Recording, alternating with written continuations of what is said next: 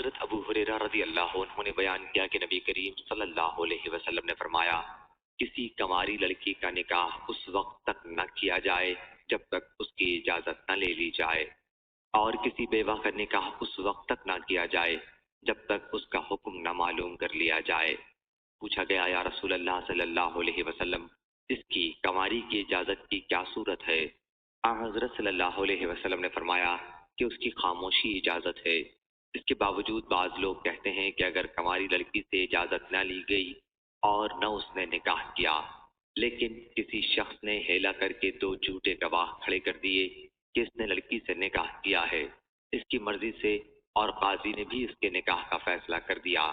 حالانکہ شوہر جانتا ہے کہ وہ جھوٹا ہے، کہ گواہی جھوٹی تھی، اس کے باوجود اس لڑکی سے صحبت کرنے میں اس کے لیے کوئی حرج نہیں ہے، بلکہ یہ نکاح صحیح ہوگا۔ صحیح بخاری حدیث نمبر 6968۔